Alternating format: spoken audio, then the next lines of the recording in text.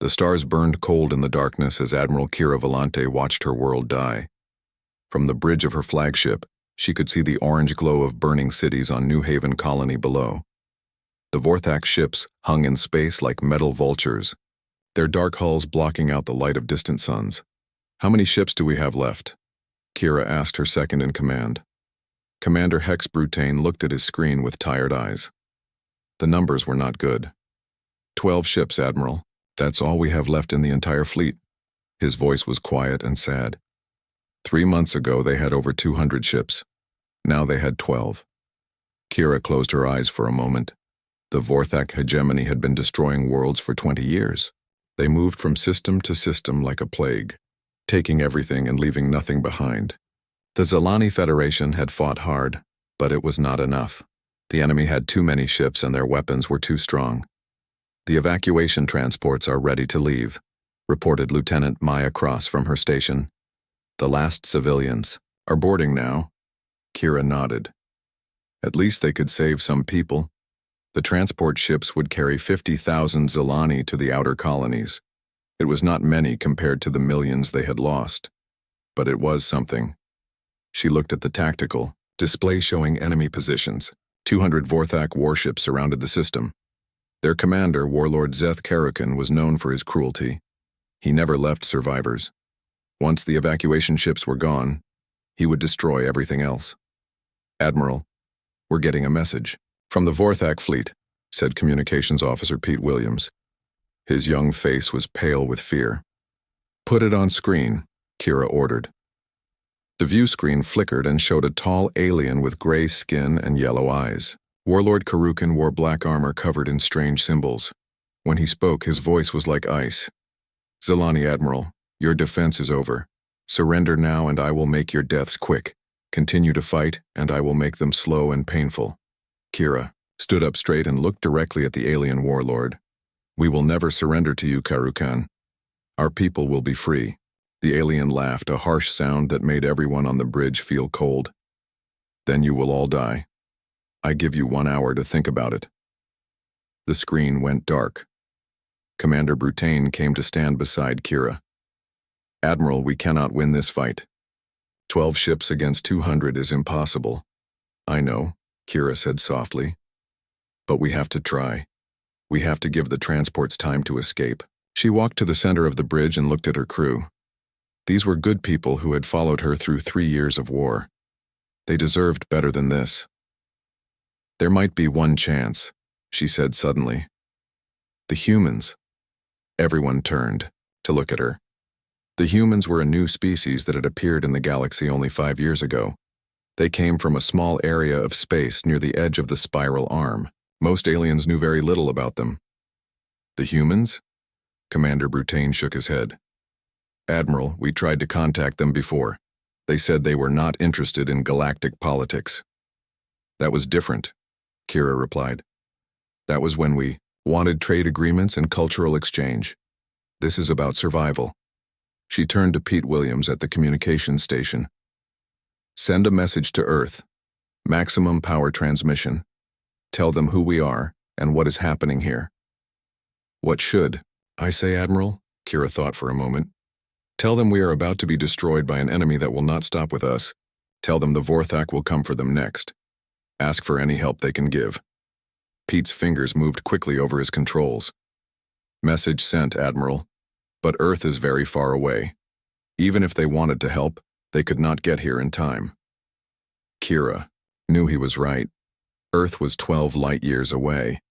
The fastest ships in the galaxy needed at least a week to travel that distance.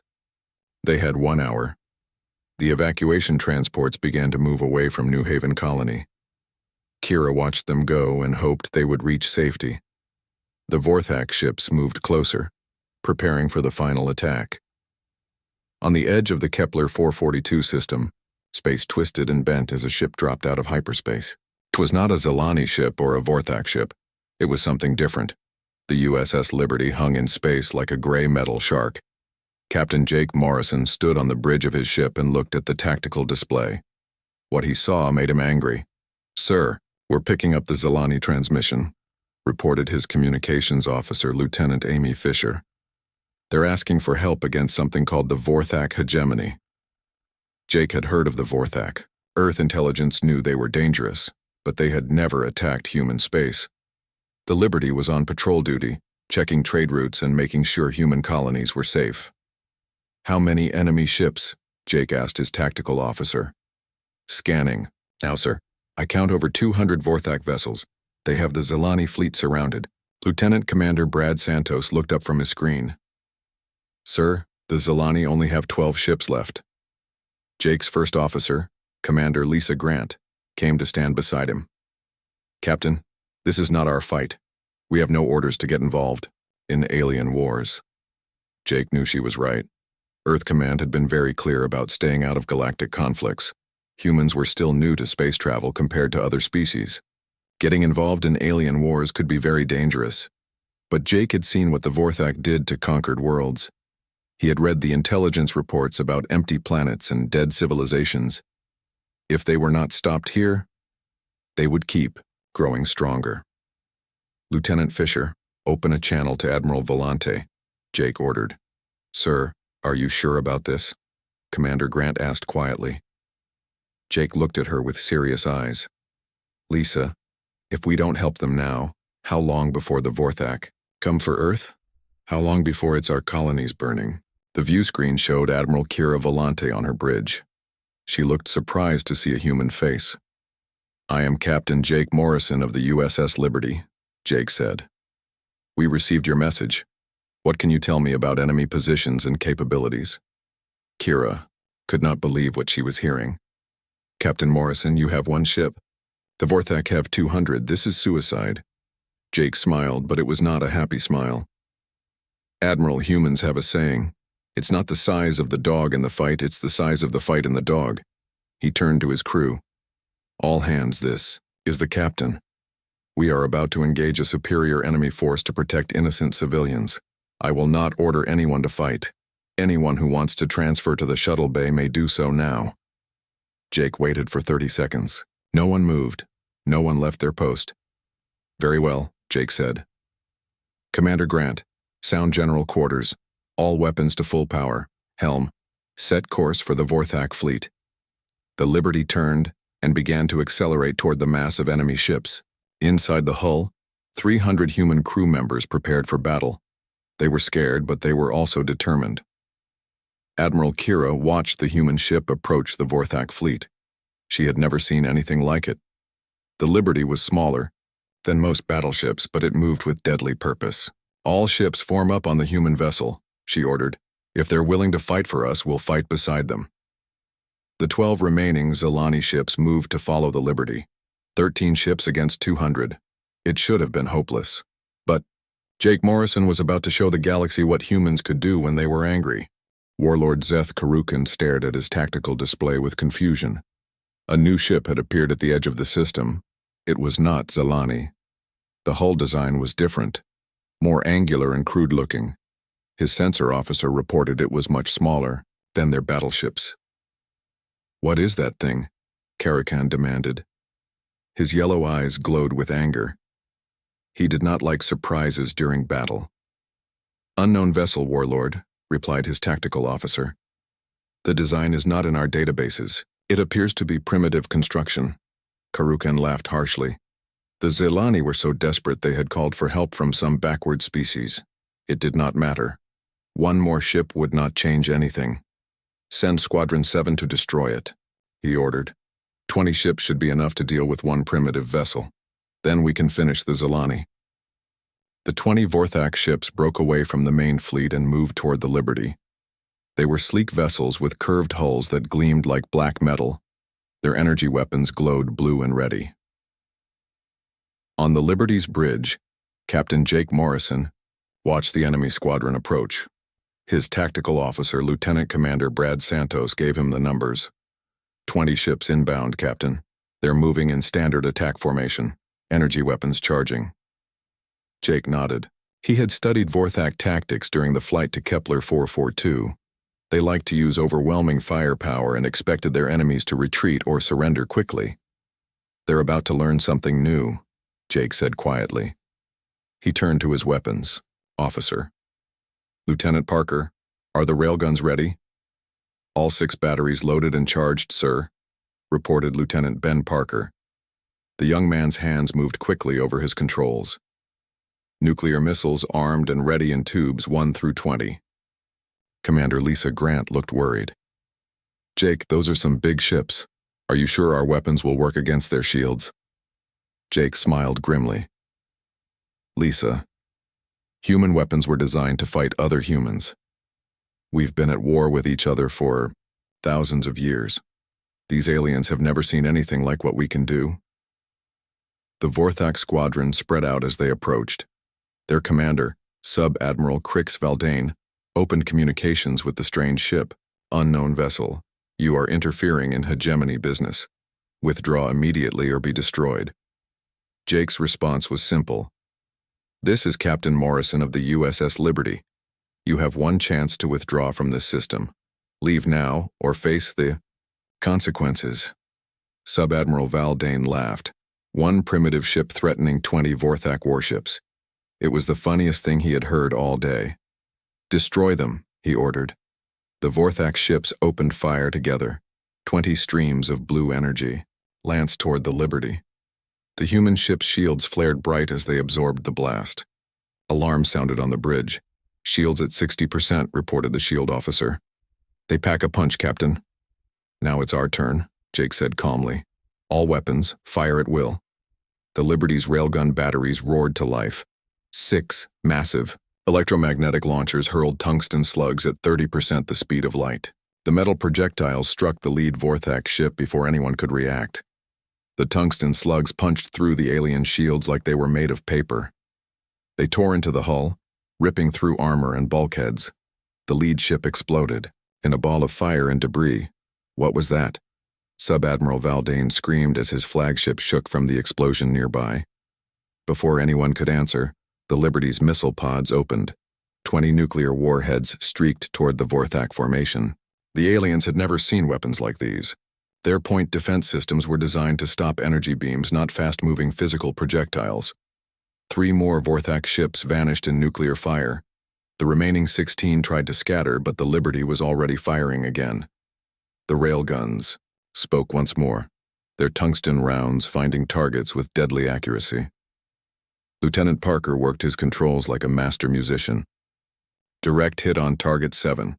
Target 12 is breaking apart. Target 15 has lost main power. The Vorthak return fire was less organized now. They were scared and confused. Their energy weapons struck the Liberty's shields, but the human ship kept coming. It seemed to absorb damage that should have destroyed it. Hull breach on Deck 7, reported the damage control officer. Sealing now. Casualties are light. Jake watched as another Vorthak ship exploded under railgun fire. The aliens were learning that human weapons did not work like the energy beams they were used to. Railgun rounds could not be deflected or absorbed. They just punched through everything in their path. Captain, they're trying to run, Commander Grant observed. Jake saw it too. The surviving Vorthak ships were turning away, trying to escape, back to their main fleet. 5 ships out of 20 were still functional. Let them go, Jake ordered. They need to tell their friends what happened here. Sub-Admiral Valdane's ship limped back toward the main fleet. His bridge was a mess of sparks and smoke. Half his crew was dead or wounded. He had never seen anything like the human weapons. Get me Warlord Karokan, he gasped. He needs to know about this. Back on the main Vorthak command ship, Karokan listened to the report with growing anger and disbelief. 1 alien ship had destroyed 15 of his vessels and damaged the rest. It was impossible. You are telling me that 1 primitive ship defeated an entire squadron, he roared. Warlord, their weapons are unlike anything we have faced. They use solid projectiles instead of energy beams. Our shields cannot stop them. Karukan studied the tactical display. The human ship was now moving toward his main fleet, followed by the remaining Zelani vessels. It was still just 13 ships against almost 200. The numbers were still on his side. Send the 2nd and 3rd battle groups, he ordered. 60 ships. Surround them and destroy them with overwhelming firepower. Admiral Kira Volante watched the battle from her bridge with amazement. She had never seen anything like the human ship's weapons. The railguns fired metal slugs so fast they were invisible. The nuclear missiles exploded with the power of small suns. "Captain Morrison," she called over the communication link. "That was incredible. Your weapons are very effective." Jake's face appeared on her screen. "Admiral, this is just the beginning. We need to work together if we're going to survive this." "What do you need from us?" Kira asked. "Your ships have better shields and sensors than we do. Can you share your tactical data? We need to know exactly where the enemy ships are." Kira turned to Commander Brutane. "Link our systems with the human ship. Give them everything we have." The Zalani tactical computers began feeding information to the Liberty. Jake could now see every enemy ship in the system. He studied the formation and began planning his next move. 60 ships coming our way," reported Lieutenant Commander Santos. "They're trying to surround us." Jake nodded. "Good. When they're all close together, we can hit them harder." He opened a channel to the entire fleet. "All ships, this is Captain Morrison. We're going to punch through their center and target their command ship. Stay close and follow my lead." The combined human-Zalani fleet accelerated toward the approaching Vorthak ships. Jake knew they only had one chance. If this attack failed, they would all die. But Jake Morrison had not come this far to give up now. The Liberty's engines roared as it led the charge into the heart of the enemy formation. The real battle was about to begin. The 60 Vorthak ships moved like a closing fist around the small human Zalani fleet. Warlord Karukan watched from his command ship as his second and third battle groups took position. This time there would be no escape for the primitive aliens. "Surround them completely," Karukan ordered his fleet commanders. "I want overlapping fields of fire from all directions. Nothing gets out alive." Captain Jake Morrison studied the tactical display on the Liberty's bridge. The enemy ships were forming a sphere around them, just as he had hoped they would. When enemies surrounded you, it meant they were all in one place. "They're playing right into our hands," Jake said to Commander Lisa Grant. "When they're all bunched up like this, we can hit more targets with each shot." Lisa looked worried. "Jake, there are still 60 ships out there. Even with our weapons, that's a lot of firepower coming our way." Jake nodded. "That's why we're not going to give them time to use it. Ben, are the nuclear torpedoes ready?" Lieutenant Ben Parker checked his weapons panel. "All torpedo tubes loaded, Captain. We have 48 nuclear warheads ready to fire." "Good. When I give the word, fire them all at once. I want the biggest explosion these aliens have ever seen." Admiral Kira Volante listened to the human captain's plan over the communication link. It sounded crazy, but then again, everything the humans did seemed crazy, and it worked. "Captain Morrison, our ships will provide cover fire," she promised. "Our energy weapons may not be as powerful as yours, but we can keep some of them busy." The Vorthak ships closed in from all sides. Their blue energy weapons began charging. In a few minutes, they would fire together and destroy the small fleet with overwhelming force. "All ships prepare for concentrated barrage," ordered Battle Group Commander Vex Mortain. He commanded the second battle group and was eager to redeem the hegemony's honor after the earlier defeat. Jake waited until the enemy ships were exactly where he wanted them. The Vorthak vessels were now in a tight formation, trying to get the best firing angles. They had no idea what was coming. "Now," Jake said quietly, "fire all torpedoes." The Liberty's torpedo tubes opened and 48 nuclear warheads streaked into space. They spread out in all directions, each one seeking a different target. The Vorthak point defense systems tried to stop them, but there were too many missiles coming too fast. The first nuclear explosion lit up space like a new star, then the second, then 10 more. The 48 warheads detonated almost at the same time, turning the space around the Liberty into a hell of atomic fire. 15 Vorthak ships died in the nuclear barrage. 20 more were badly damaged, their hulls cracked and their systems failing. The survivors were scattered and confused, their neat attack formation destroyed. "Impossible," whispered Commander Mortain as his ship shook from a nearby explosion. "No one can carry that many heavy weapons on such a small ship." But the Liberty was not finished. While the Vorthak ships reeled from the nuclear attack, Jake ordered the railguns to open fire. 6 streams of tungsten death reached out across space, picking off damaged enemy vessels one by one. The Zilani ships added their own firepower to the attack. Their blue energy beams struck Vorthak hulls that were already weakened by nuclear fire and railgun rounds. Ships that had survived the initial barrage now began to explode. "Target the command ships first," Kira ordered her captains. "Without their leaders, the others will be confused." The combined fleet worked together like a deadly dance. The Liberty's heavy weapons would damage an enemy ship, then the Zilani would finish it off with precise energy beams. In 10 minutes, they had destroyed or disabled 40 of the 60 attacking ships. The surviving Vorthak vessels tried to retreat, but they were scattered and disorganized. Some tried to run back to the main fleet. Others attempted to continue the attack on their own. None of them succeeded. Jake ordered his ship to pursue the fleeing enemies. The Liberty's engines roared as it chased down Vorthak vessels one by one. The human ship was faster than it looked, and its weapons had a longer range than the aliens expected. "Captain, we're getting a transmission from the main Vorthak fleet," reported Lieutenant Amy Fisher. "It's Warlord Karukan himself." "Put him on screen," Jake ordered. The alien warlord's face appeared on the view screen. His yellow eyes were filled with rage and something else. "Fear. Human captain, you fight like a demon," Karukan snarled. "What manner of creature are you?"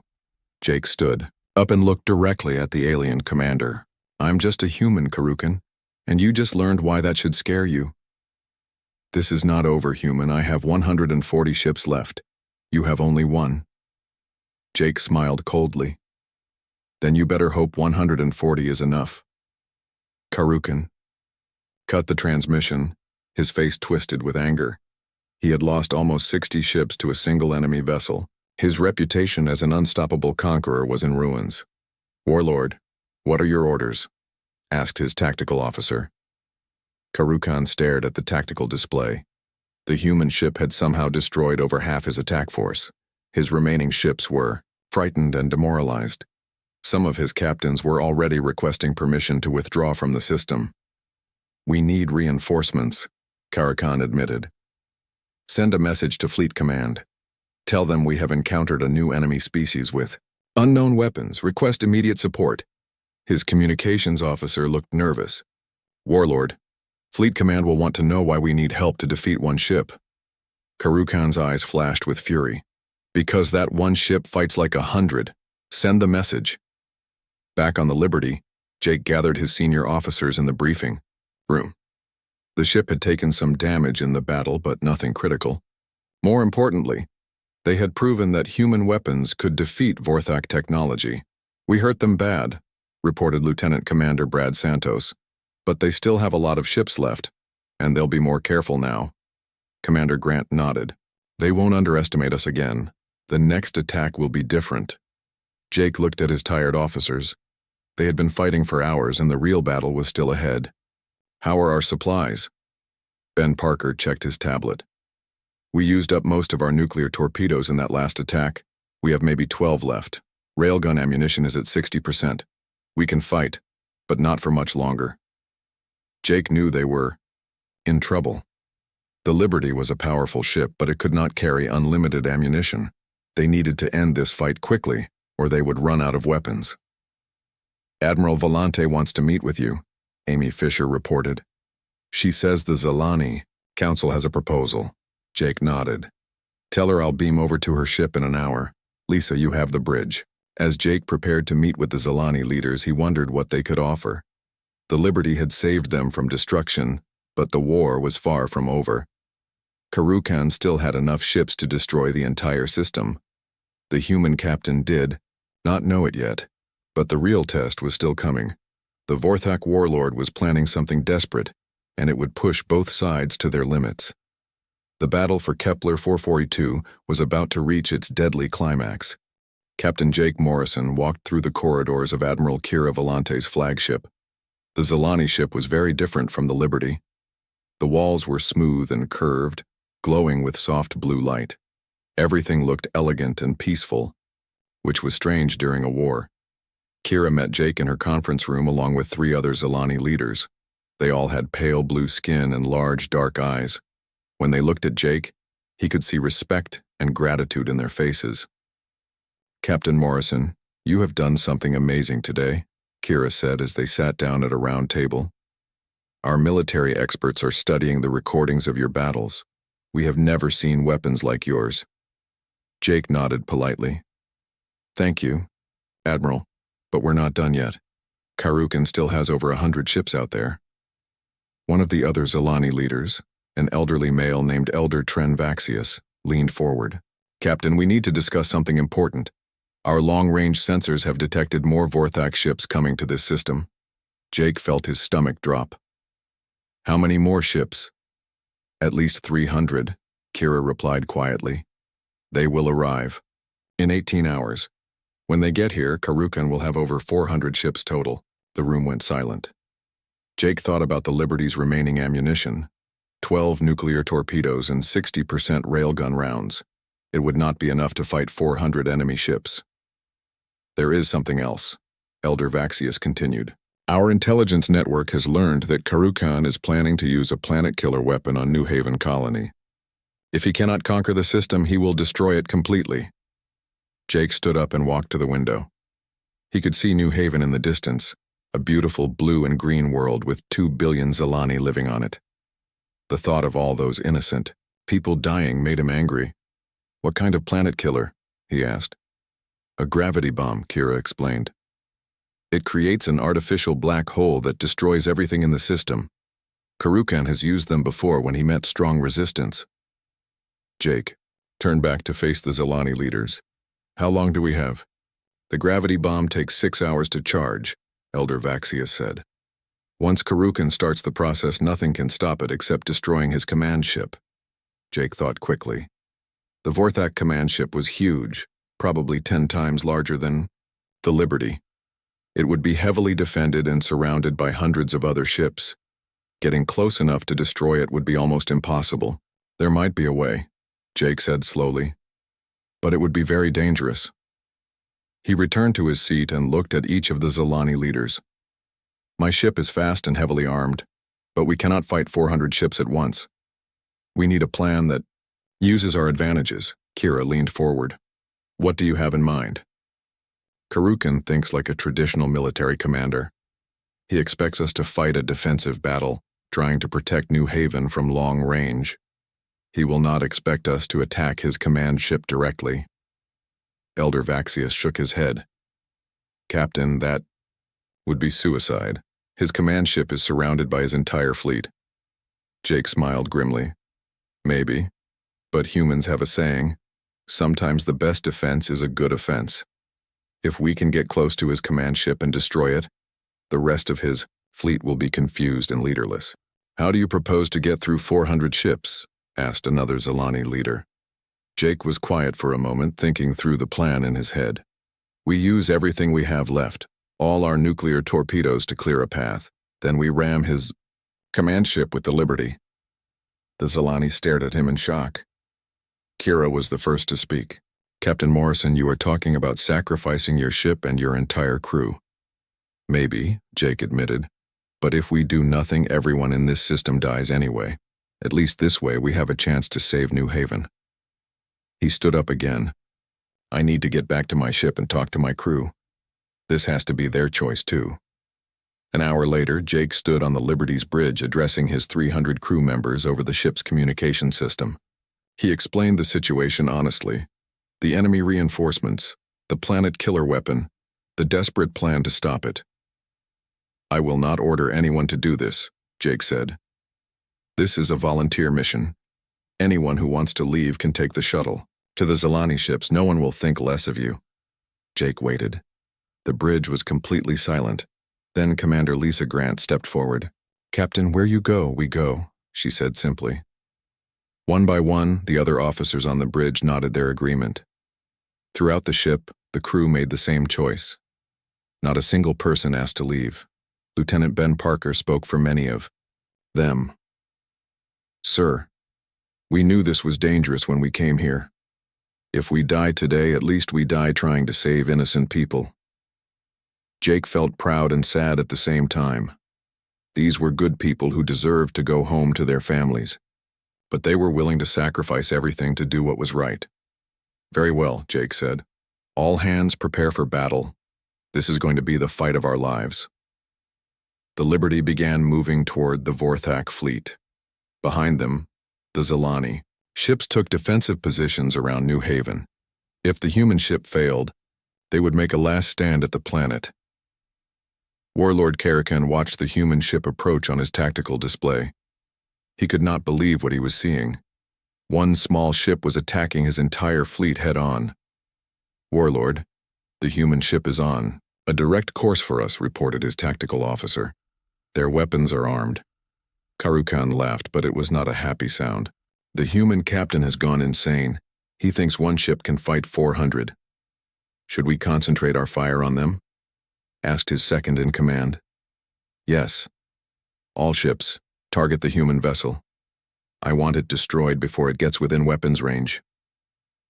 200 Vorthak ships turned their weapons toward the Liberty. Blue energy beams reached across space, striking the human ship's shields again and again. The Liberty shook under the massive bombardment, but it kept coming. On the Liberty's bridge, sparks flew from damaged consoles. The lights flickered as power systems struggled to maintain the shields. Shields at 30% and falling, reported the shield officer. Hull breaches on decks 4 and 7. Jake gripped his command chair as the ship shook around him. How long until we're in torpedo range? 2 minutes, Captain, replied Lieutenant Commander Santos. Jake opened the ship-wide communication channel. All hands, this is the captain. We are going in. Whatever happens, remember that we came here to save innocent lives. That makes us heroes. The Liberty pushed through the wall of enemy fire like a ship sailing through a storm.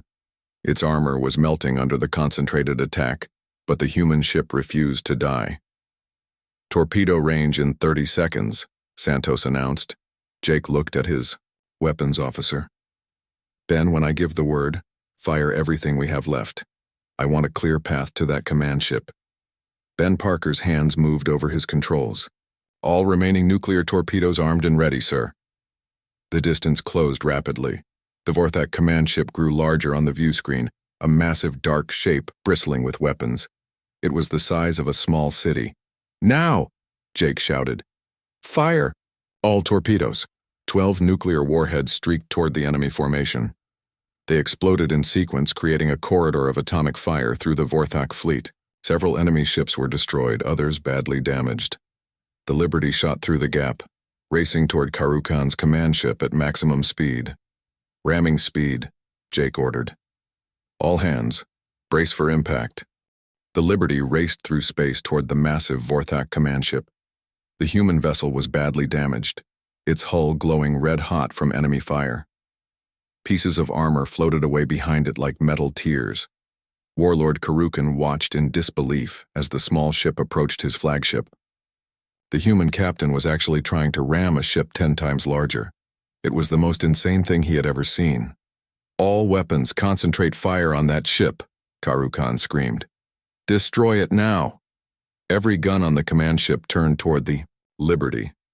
Massive energy cannons that could destroy a city fired at point-blank range. The human ship vanished in a ball of blue fire. For a moment, Karukan thought it was over. Then the Liberty burst out of the energy storm, still coming. Half its hull was gone and fires burned throughout the ship, but it would not stop.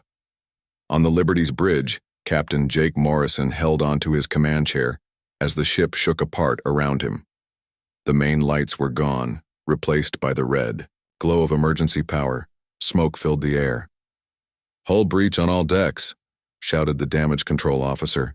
We're losing atmosphere fast. Commander Lisa Grant lay unconscious at her station, blood running down her face.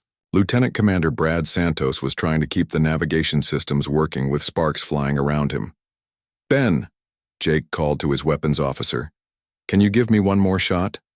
Lieutenant Ben Parker looked up from his ruined console. His uniform was torn and burned, but his eyes were determined. Railgun Battery 3 is still working, Captain. I can give you one shot. Jake nodded. Through the smoke and flames, he could see the Vorthak command ship growing larger on the cracked view screen. They were so close now he could see individual weapon ports. Wait for my order, Jake said. We get one chance at this. Chief Petty Officer Danny Ross appeared on the bridge, his face covered in grease and sweat. Captain, the engine core is going critical. We have maybe 2 minutes before it explodes. Jake looked at his chief engineer. Can you give me full power for 30 more seconds? Danny grinned through the smoke. Sir, I can give you everything this ship has ever had. The Liberty's engines roared one last time, pushing the damaged ship forward at incredible speed. The Vorthak command ship filled the entire view screen now. Jake could see alien crew members running in panic through the transparent sections of the hull. Target their reactor core, Jake ordered. Ben, put our last shot right where it counts. Ben Parker aimed the final railgun at the heart of the enemy ship. The massive Vorthak vessel had thick armor, but the Liberty was now so close that the tungsten round would punch through everything. Firing now, Ben shouted. The railgun spoke one last time. The tungsten slug, moving at 30% the speed of light, struck the Vorthak command ship's reactor core. For a split second, nothing happened. Then the enemy flagship exploded like a small sun.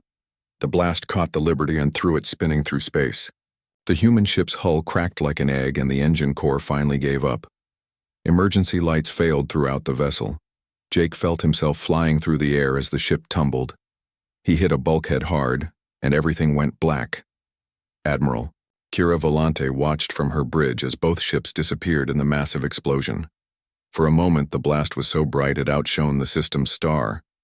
When the light faded, there was nothing left but debris and radiation. The human ship is gone, reported Commander Broutain quietly. Captain Morrison and his crew are dead. Kira felt tears in her eyes. The humans had sacrificed everything to save her people. She would never forget their courage, but the battle was not over. The remaining Vorthak ships were still dangerous even without their commander. Some of them were already turning toward New Haven, intent on completing their mission of destruction. All ships attack formation, Kira ordered. We finish this fight for the humans. The Zalani fleet moved to engage the confused Vorthak vessels. Without Karukhan's leadership, the enemy ships fought as individuals instead of a coordinated force. The Zalani took advantage of this, picking off isolated ships one by one. The battle raged for 3 more hours. In the end, the Vorthak fleet was destroyed or scattered. Those ships that could still fly retreated from the system, carrying news of their defeat back to the hegemony. New Haven was safe. 2 days later, Zalani rescue ships found something amazing in the debris field where the 2 flagships had died. Deep inside a piece of the Liberty's hull, emergency life support was still working. 12 human crew members had survived in an isolated section of the ship. Captain Jake Morrison was among them, badly injured but alive. When the Zalani medical teams brought him aboard their ship, his first words were about his crew. How many made it? He asked weakly. 12 of you survived, Captain. The Zalani doctor told him gently. I am sorry. The others were lost. Jake closed his eyes and felt the weight of command settle on his shoulders. 288 good people had died following his orders, but their sacrifice had saved 2 billion innocent lives. A week later, Jake stood in the Zalani Council, chambers on New Haven. His left arm was in a medical brace and he walked with a slight limp. The 11 other survivors of the Liberty stood with him. Elder Trenvaxius spoke for the entire Zalani Federation. Captain Morrison, your people have shown us what true courage means. You came to help strangers and sacrificed everything to save our world. Admiral Kira stepped forward carrying something wrapped in blue cloth. Captain, this is the Star of Valor, the highest honor our people can give. It has never been awarded to an alien before. She pinned the medal to Jake's uniform. The star-shaped decoration was made of rare crystal that seemed to glow with its own light. What will you do now, Captain? Kira asked. Jake looked out the window at New Haven's blue sky. In the distance, he could see children playing in a park, alive because of what his crew had done. We need to get home, Jake said quietly.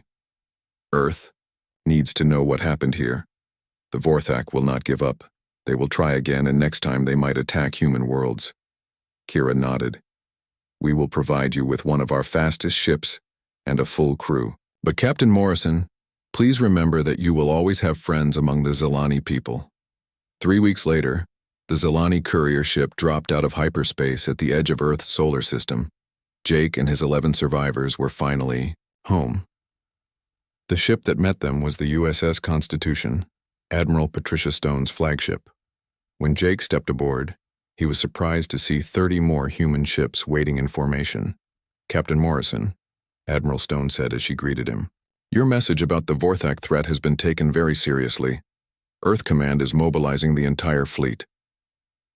Jake looked at the assembled warships through the observation deck window. Each one was larger and more heavily armed than the Liberty had been. "Admiral, the Vorthak have hundreds of ships, maybe thousands." Admiral Stone smiled grimly. "Then we better build more ships and train more crews. Captain, what you and your people did at Kepler 442 showed the galaxy that humans are not to be taken lightly." She handed Jake a data pad with new orders. "You are hereby promoted to Admiral and given command of the Third Fleet. Your mission is to return to Zilani space and establish humanity's first permanent base outside our solar system." Jake looked at the orders with mixed feelings. He was honored by the promotion, but he knew it meant more battles ahead. The war with the Vorthak was just beginning. "Sir," he said to Admiral Stone, "the Zilani are good people. They deserve our protection." "Then make sure they get it, Admiral Morrison." As the human fleet prepared to depart for Kepler 442, Jake thought about the Liberty and the crew members who had died saving strangers. Their sacrifice had changed everything. Humanity was no longer alone in the galaxy, and they had proven they would fight for what was right. The stars awaited, and with them humanity's destiny among the cosmos.